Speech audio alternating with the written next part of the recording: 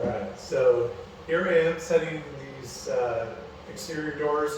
I've taken off the construction door and got ready to set the actual exterior door that's going to be placed on here.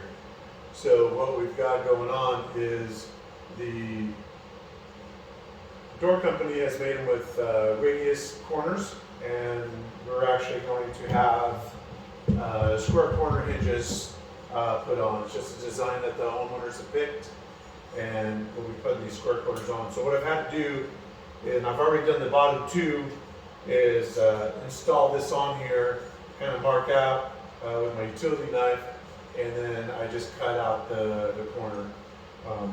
Not too hard of a process, just a little tedious is all. Wouldn't be bad if it's just a couple of them, but every exterior door has been this way. And so what I'll do is screw this hinge on. Just looking at the reveal, I'm seeing how it's fitted into the mortise of the hinge.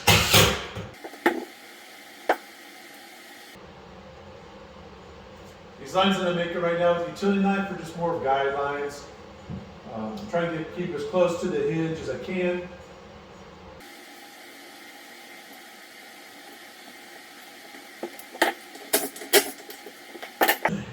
Now I'm going to cut the rest of the mortise out so it'll square it up in the round corner.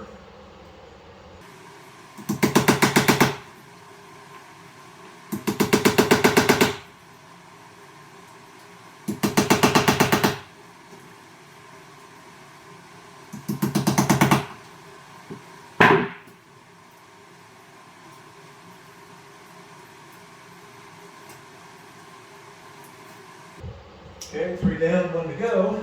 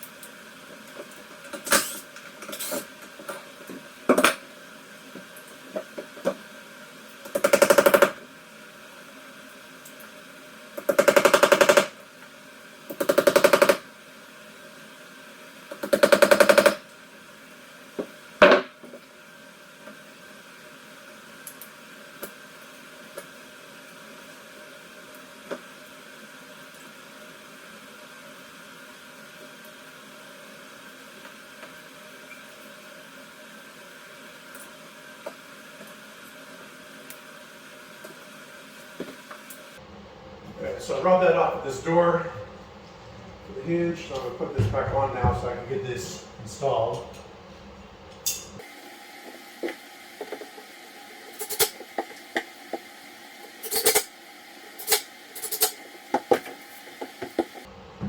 So it's kind of nice sometimes to have somebody help you. They can hold the door, get it in place. Obviously I don't have anybody here with me. So there's little tricks you can do. A lot of times what I do, with whether it's an exterior 8.0 or exterior 6.8, interior door, kind of do them all the same. So I get the hinges all to where they're all basically like a closed door, folded in on itself. So once we get that all taken care of, I'll start with the top hinge. I'll get it set into the mortise for the hinge to install. I'll start at the top. I can kind of maneuver it around enough to get the next ones into place as I come down.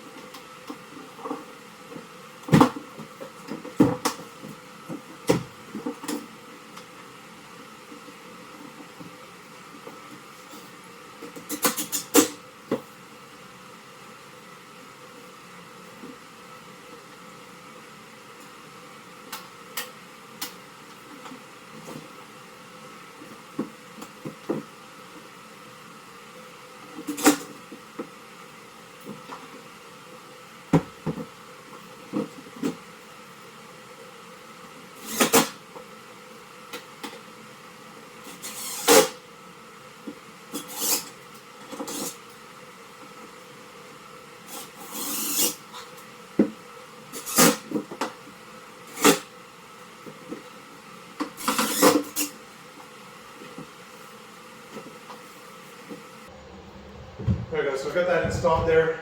The next part will just be getting the reveal to be even.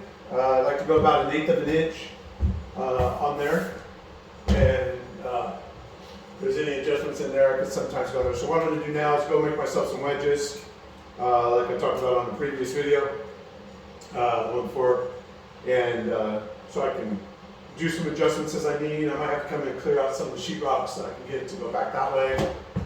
Sometimes I have to put a screw in, which what I'll do is if you take the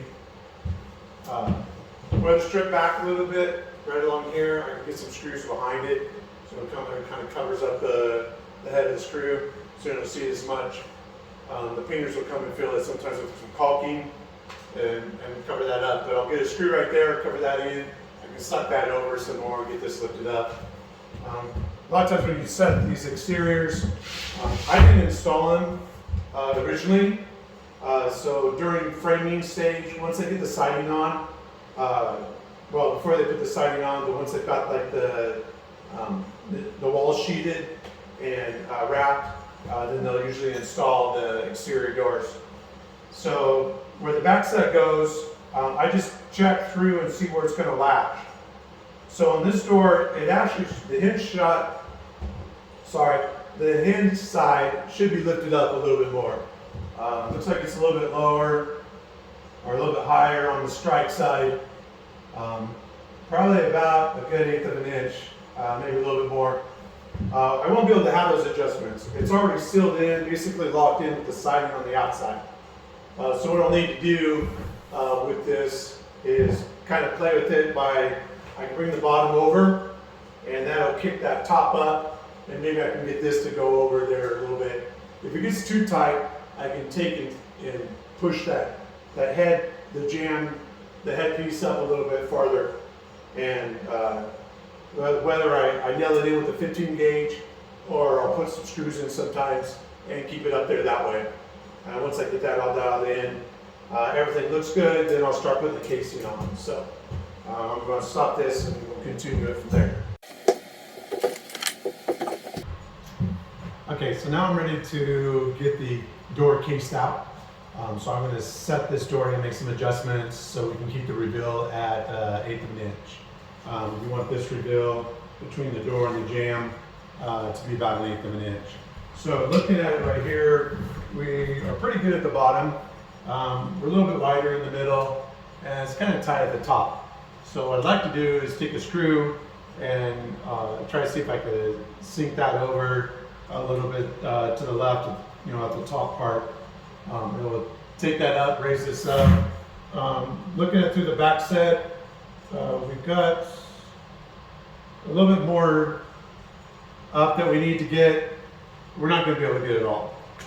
So what's going to probably happen is I'm going to get as close as I can, and then we would come back for the bump out after the flooring, come back to the base, set the actual door back on. Because after I'm done here, I'm going to take this off, put the construction door back on. But when we come back for the bump out and I get the hardware on it, I'll just have to get this all set with the strike plate and get that all worked out. So I'm going to go through that process right now and kind of check that out.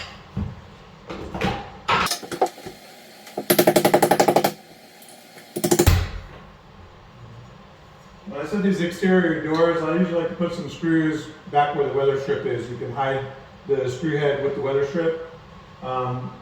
The framers installed these exterior doors. They've already been set. They didn't do a very good job, but it is what it is. I mean, the door is plumb. It sets good, but they didn't quite get everything all leveled out. And they screwed in with a brick mold. It's not a very good look, but it's already done. There's nothing to really do about it. I mean, I guess I can pull them out and try to reset it, but I can't get any adjustments because the siding's already in. So I'm just going to keep on going with this.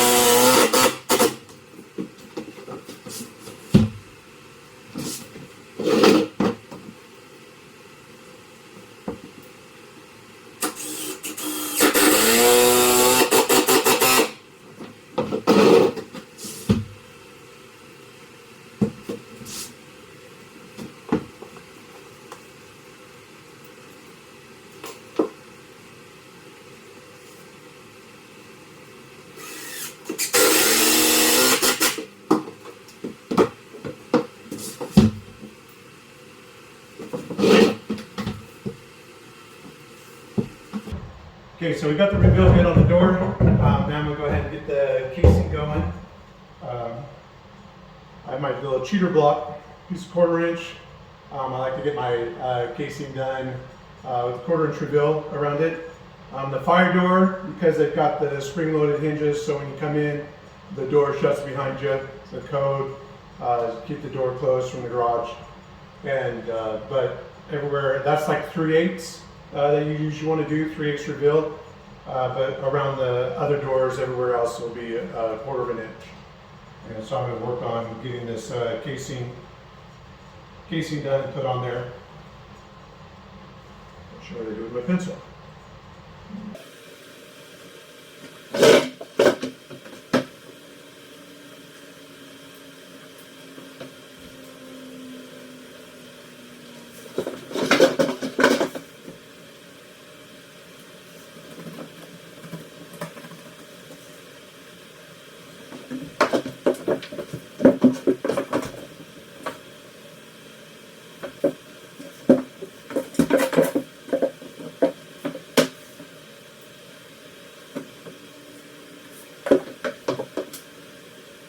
Alright, so we're going to go get these cut and I'll come back and get it installed. Okay, so I've got my 18 gauge, that's what I use to nail on the casings. A lot of times when I install the doors, I'll use 15 gauge diagonal nails, about 2.5 inch. When I install my interiors or the exteriors, I'll do that. I've got some 2-inch, 18 gauge. I'm going to go ahead and nail in. What I've done in the past is I've used 1.25 inch to nail into the jamb and 2-inch to nail into the framing side. Really doesn't mean anything. They're going to curl out, they still are going to curl out either way. Following a grain or by my angles off or something like that. By the way, I found my pencil. It's kind of funny is I have certain spots where I stick stuff, so if I stick it in a different spot in there, I don't know where it is. Just a small little pouch and I get lost. But so I get this set in here, get my little cheater block out again.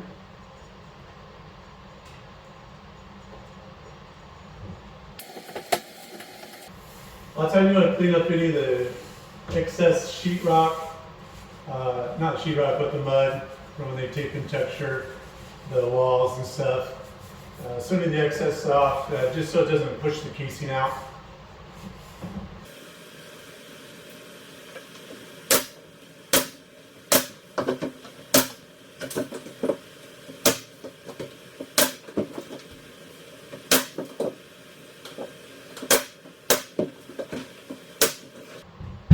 So the spacing I like to do when I nail it into the jamb part is 10 to 12 inches.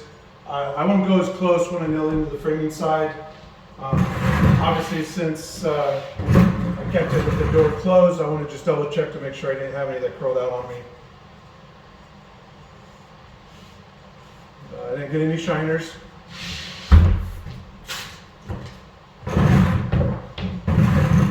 So a lot of times, especially with the interior doors, on the stretch side, well, on the opposite side, you don't have to worry about as much. You can nail into the jamb and then nail it into the framing. You don't really have to mess with the adjustments because on the stretch side, you still want to keep this reveal at 1/8 inch. So a lot of times I'll nail them both onto the jamb, and then you can kind of push and pull, and you can maneuver to kind of create, lock in that reveal.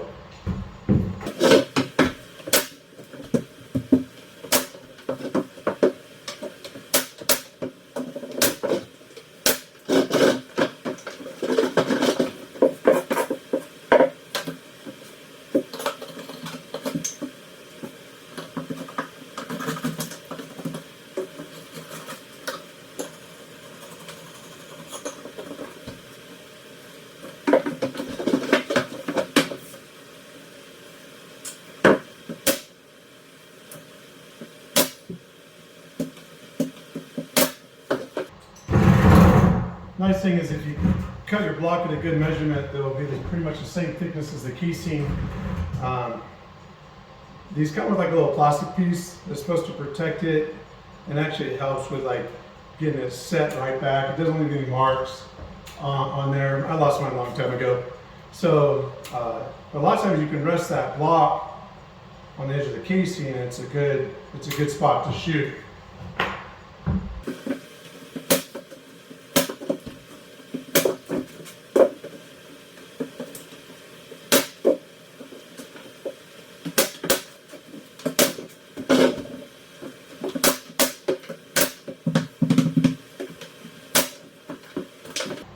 Alright, so now I'm going to measure for my header, and I want that 1/2 inch overhang on each side. So we're going to do the outside casing plus 1 inch.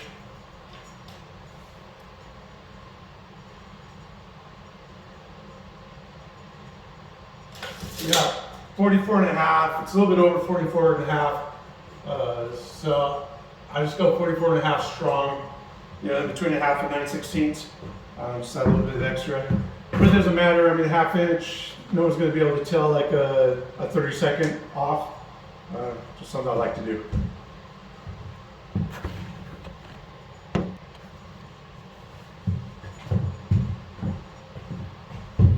Alright, so in the walkthrough video, I had mentioned about like sanding the cuts. The raw, you can see all the saw marks as it was going through the material. So I've got my oil sander, 80 grit. It's getting kind of worn down, but it's still going good. And I'm going to sand this up and close it up. Not really just closing up pores. I mean, it's fiber. MDF, what is it? Multi-density fibers or something like that. And so by smoothing it up, it adheres the primer better. And so then do the paint. And then it's got a little bit of a round over right here on this side. So I kind of like to do the same thing here. Sometimes I'll do these, sometimes not. But I've had painters tell me they like it a little bit better if it's rounded over, because it'll hold the paint better on the corners when it is that way.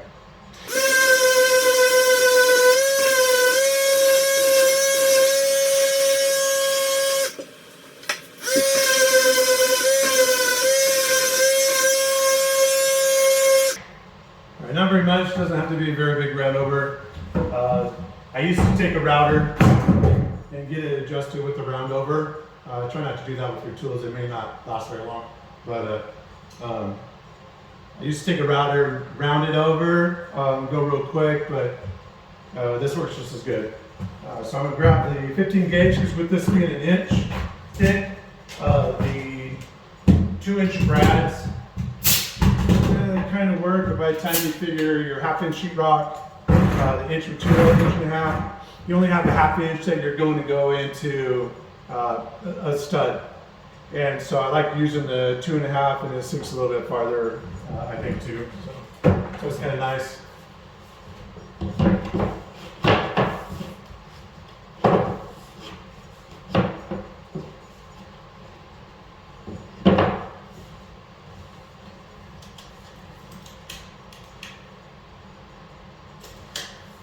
So I'll set it with a 1/2 inch overhang, and I'll just put 1 nail in.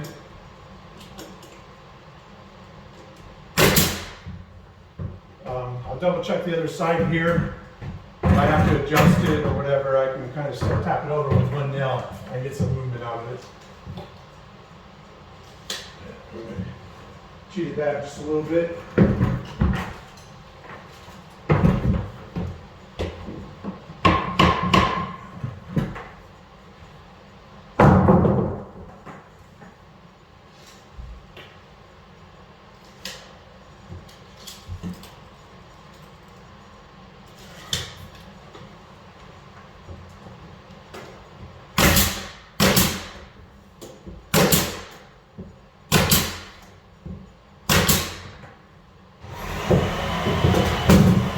So I just hit it with the trimmer, arcing stud. Exterior wall, they should have both the trimmer and the king stud, right? But your trimmer's only going up to your header. So it gives you the header going through, probably the king stud. Not really the framer. The framers out there would probably know a lot better than me. But you're hitting the stud going up past. 9 times out of 10, It's the keeping stud. And so then we've got the header piece. It should be pretty thick in there, but a lot of times it could be just a 2x, or maybe they doubled it up. I didn't walk this when it was being framed, so I'm not 100% sure. But I've hit the header on those. It's pretty much all you really need to do. You don't have to go overkill. I could go in the middle, but when I get on the wider doors, I like to hit it a couple times in there instead of just doing it once. Kind of sucks that up in there. So this is good. This process, same process I do on the interior doors also. Later on, I'll probably do a full video like installing an interior door. So that'll be kind of nice. So thanks for sitting and enjoying the ride.